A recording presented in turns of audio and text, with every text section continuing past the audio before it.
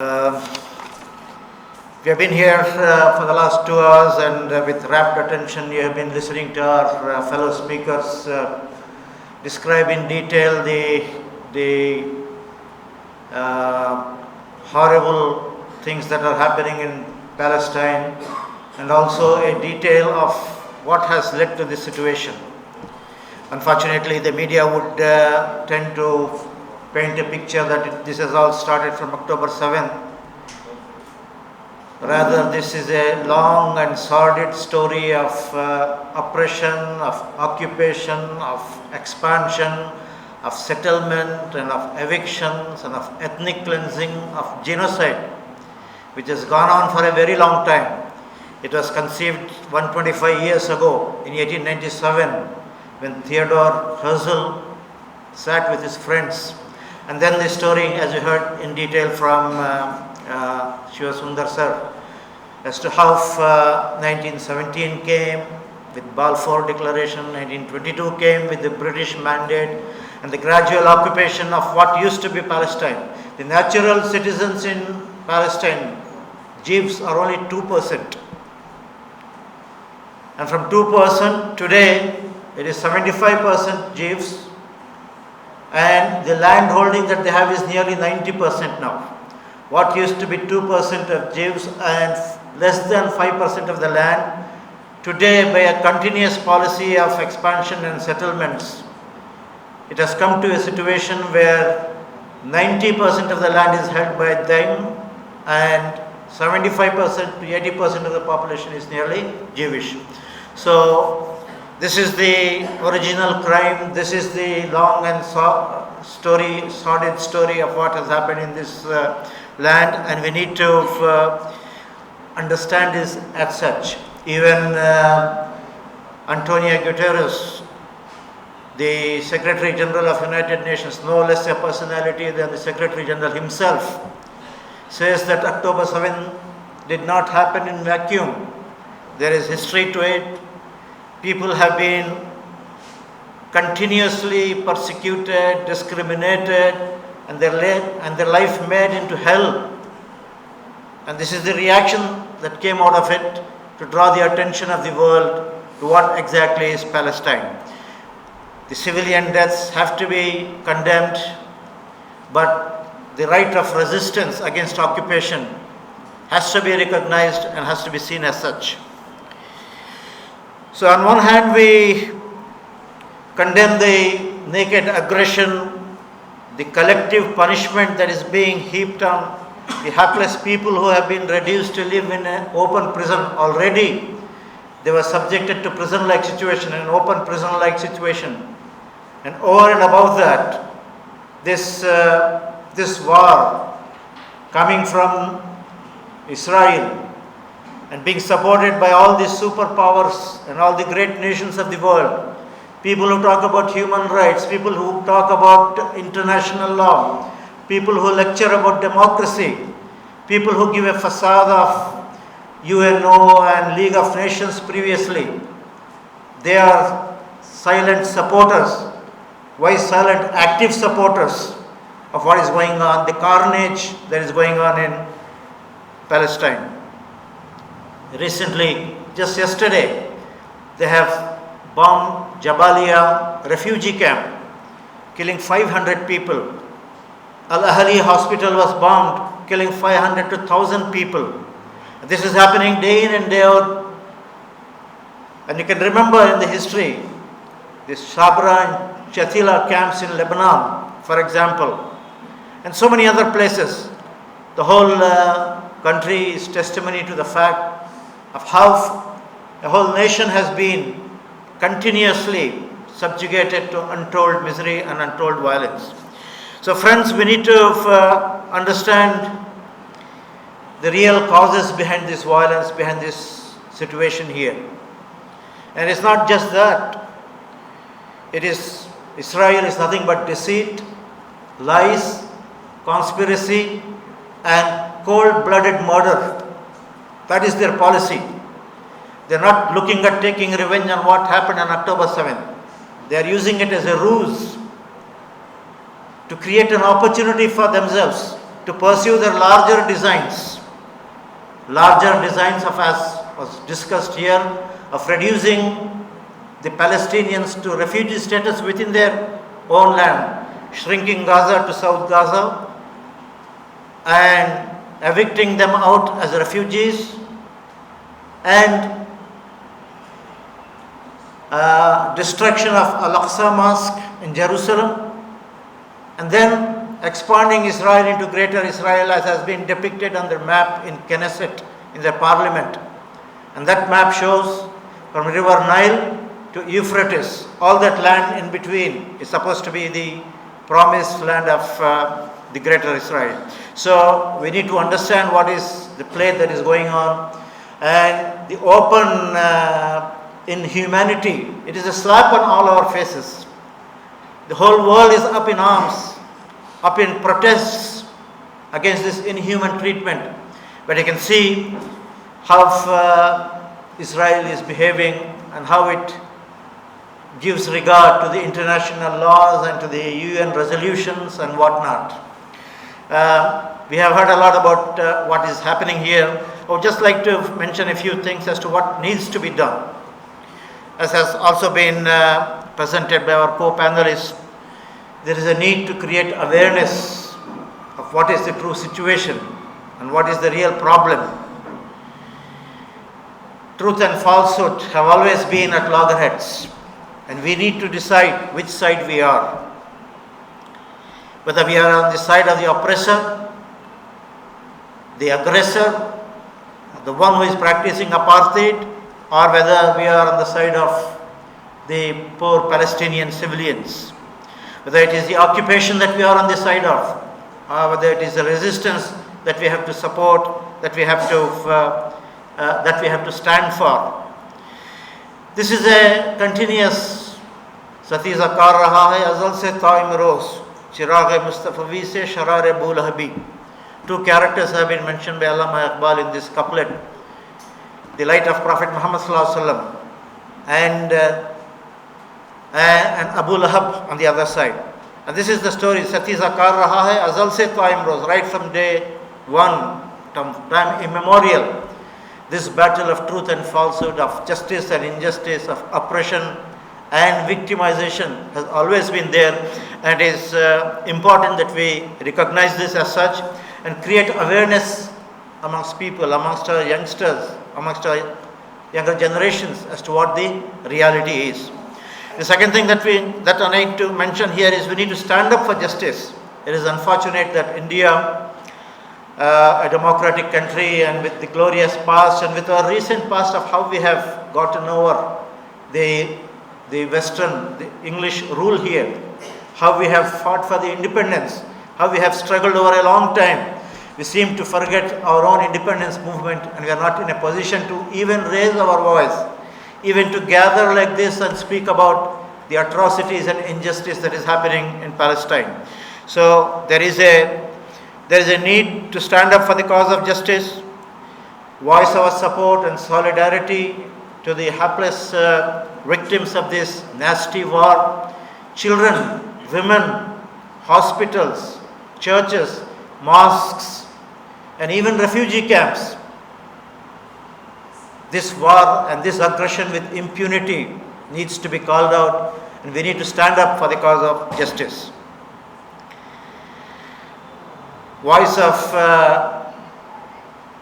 opposition, voice for rights of people, and voice of dissent is the essence of democracy, and we need to protect it in our country too.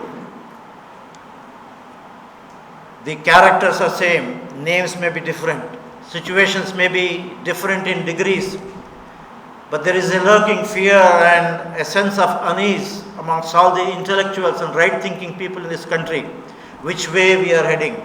So we need to have the gumption and the courage to stand up and speak out for the sake of truth and justice.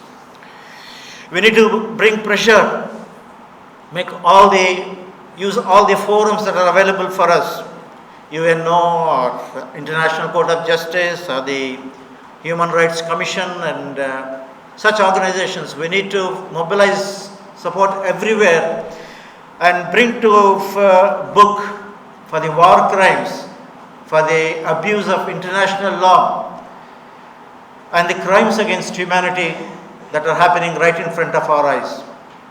In this time and age of social media, when everything is out within minutes, the same second as it is happening, we have to be really aghast at the boldness of Israel in carrying on with this campaign.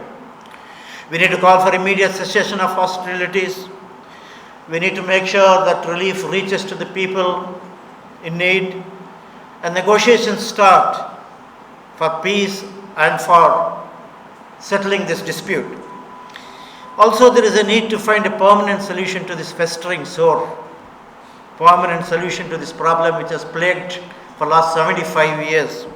There is a small saying in Quran, فَأَصْلِحُوا بَيْنَهُمَا بِالْعَدْلِ وَأَقْسِطُوا. Whenever there is internecine warfare like this between nations, between groups, it is the responsibility of all right-thinking people to work for peace and settlement, but on the basis of bil-adli wa aqsitu, on the basis of justice and fairness. It is not that we have to undo the injustice that has been done. We have to call out as to what the true justice and the demands of justice are. I recited a small verse even in the beginning, Ya ayyuhallazina amanu kunu qawwamina bil qisti shuhada lillah. O people who believe, be the standard bearers of justice. It is not just you pray and you do some personal good deeds. You have to stand up for the cause of humanity, for the cause of justice, as witnesses unto Allah, as standard bearers of justice. Qawwamina bil qist. Qist means justice. Shuhada lillah, and as witness unto Allah, witness unto truth. And as has been brought out very clearly, the fake media, the stories that are being planted, the narrative that is being promoted needs to be countered. The list that was put out by Israel of all the people who were killed, 1,400, does not contain name of any child. And the media goes on with the story that there were children who are beheaded and all that.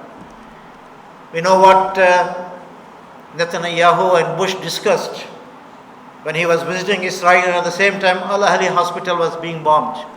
And they said that it was not Israel but Islamic Jihad, that bomb which went astray and struck the hospital. There are so many other instances.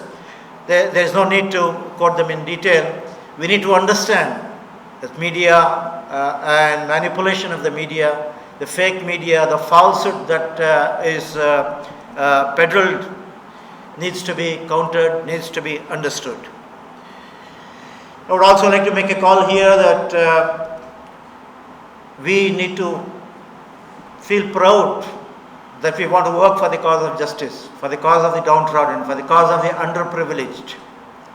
Understand very well that oppression is always short-lived. Might appear very gigantic, very horrible, very powerful, but there is somebody else who is disposing the affairs. We propose and he disposes, just as was quoted in the ongoing commentaries. The people in Palestine say there is somebody above these aeroplanes also who is looking at what is happening here. We need to have trust in that supreme power. La tahzan inna Allah ma'ana. When the Prophet and his only companion was taking refuge in Ghar Sur, in that cave, when he decided to migrate from Mecca to Medina, and the enemy soldiers and people came quite close to the cave. That is the moment when even Hazrat Abu Bakr, who was his companion, he was anxious and felt very worried as to what might happen. At that time, Prophet Muhammad ﷺ said, La tahzan inna Allah ma'ana. Do not grieve Allah with us. Allah is with us. And you see these quotations of different prophets in the Quran. Similarly, when Moses left Egypt with his people and he was faced with Red Sea in front and then the army of Pharaoh from behind, he said, Inna ma'iya Rabbi sayahdeen.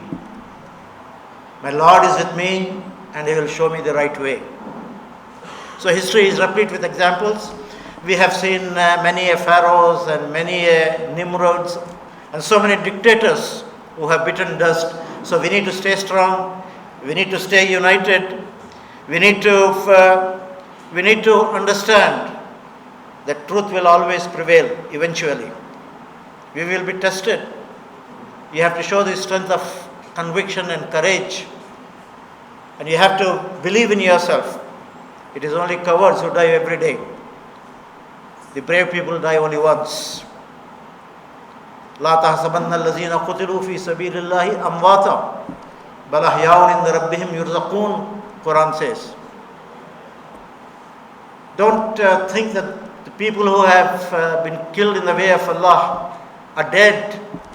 Rather, they are bal ahya'un inda rabbihim yurzaqun.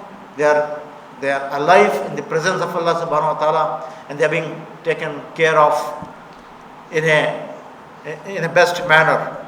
So there is a need to not to lose hope and continuously work for the cause of truth and justice and show patience and courage and wisdom to stand up for the right causes. Economic boycott also was mentioned here. And yes, these powers only understand the influence of economy and how it can be affected. So it may be a thing to be considered as to how we can shun the products of Israel and how we can make them feel or what our impressions are. As regards the government of India, we appreciate the long-term policy. Governments come and go, but the long-term policy of India has been to be a friend of Palestine, to work for Palestinian statehood. That continues to be a policy, and we need to stand by it. Rather, we should in fact think about, India should be thinking about boldly and on a moral level to work as a mediator to solve this vexed issue. Our stature in the world today, the position that we enjoy, really calls for that India plays this role, and this is something that we need to think about. And this is also a good thing that India has provided relief to the Palestinians, and this work should also increase further. Lastly, one or two points that I would like to make a mention here.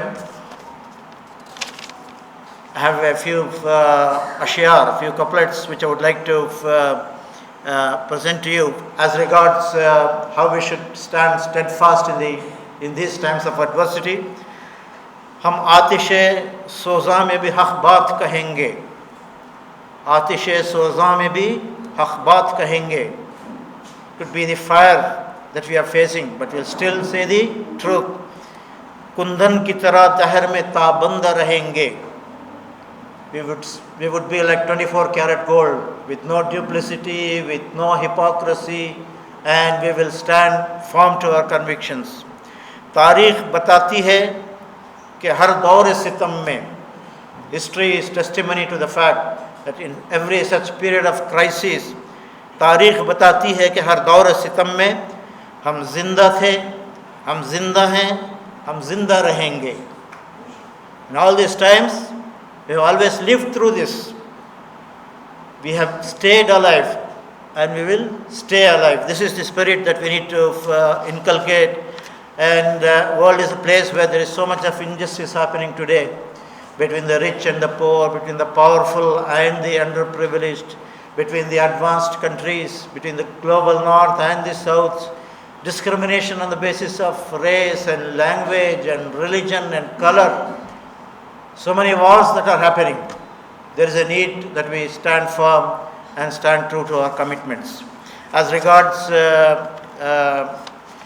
Allama Iqbal is a great philosopher. is a great intellectual that Indian subcontinent has produced. He has mentioned one or two things about, in the context of League of Nations. League of Nations, what UNO is today, used to be the League of Nations then. He has said, Tafriq milal, hikmat afrang ka maqsad. The policies of the West are what? They want to differentiate people on the basis of their communities and all their tafriq milal, groups and nations, to create a continuous atmosphere of conflict between them. Islam ka maqsad faqat millat Adam. Islam stands for millat Adam. It's not nations and tribes that should become the bone of contention. It is the humanity. It is the one family that we all belong to. That should become the basis. Makke ne diya khake Geneva ko ye paigam. Makke ne diya khake Geneva. Geneva is where League of Nations was established. This is the message. Jamiyat Akhwam ke Jamiyat Adam. Is it the Union of Nations, a League of Nations that you are talking about, or the League of Humanity, or human beings that we need to work around? There is a necessity that we all need to think about a newer world order, a universal human order, where man as man, human beings are human beings, as human beings, are respected, are given due recognition, and everybody can lead a life of dignity and of provision. Just as the glorious ideals in our preamble of the Constitution say, equality and fraternity and justice and liberty and freedom. This is what we should aim at, and this is what we should work for. Let us make our voices heard. Let us make our opinions count. As Ambedkar has said, we need to unite, we need to organize, we need to agitate. Only then your voices will be heard and they will be heeded. There is a need to conduct more sessions like this, big and small. We need to reach out to the people in administration and our police personnel also. We appreciate their help in today's function. We need to send memoranda and meet the people in power and let the feelings of people be known to them.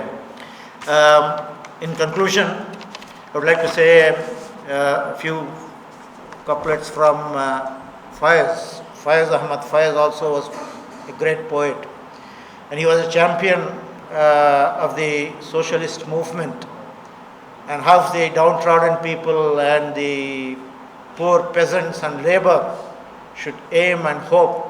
He said, हम देखेंगे, लाजिम है कि हम भी देखेंगे वो दिन के जिसका वादा है, जो लोहे अज़ल में लिखा है, जब जुल्म और सितम के कोहे गिरां रूई की तरह उड़ जाएंगे. There is going to be a time, there is going to be a moment, there is going to be a future. जब जुल्म और सितम के कोहे गिरा, जुल्म and oppression, the पहाड़ की तरह जो जुल्म हम पर छाया हुआ है, रूई की तरह उड़ जाएंगे. It will just fly away like cotton.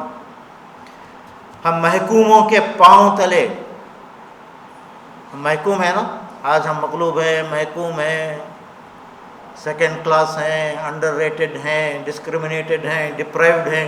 हम महकूमों के पांव तले ये धरती धड़ धड़ धड़केगी. There will come a time when under our feet this earth will shake. जब अहले हुक्म के सर ऊपर, the people in power, a time will come on their heads, बिजली कड़कड़ कड़केगी, the lightning will strike and they will find their place. जब अर्ज़ खुदा के काबे से सब बुत उठाए जाएंगे, हम अहले सफ़ा मरदूद हरम मसनद पे बिठाए जाएंगे, जब ताज उछाले जाएंगे, सब तख्त गिराए जाएंगे. This is a long poem which he has written and which was very popular during the time of CAA movement also.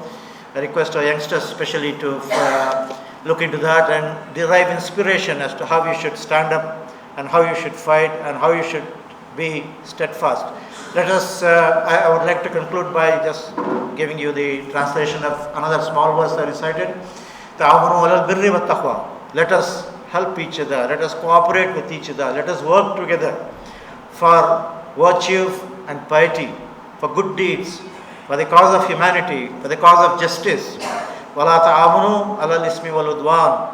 And let us not cooperate. Let us not support each other. Let us not give support to alal ismi wal udwan. In matters of sin and injustice, let us not support each other. This is the policy that we need to adopt. Let us not despair. We may be passing through difficult times, but certainly, eventually, truth will be the victor and justice will prevail. And let us all work for the cause of justice. Wa akhiru da'wana and alhamdulillahi rabbil alamin.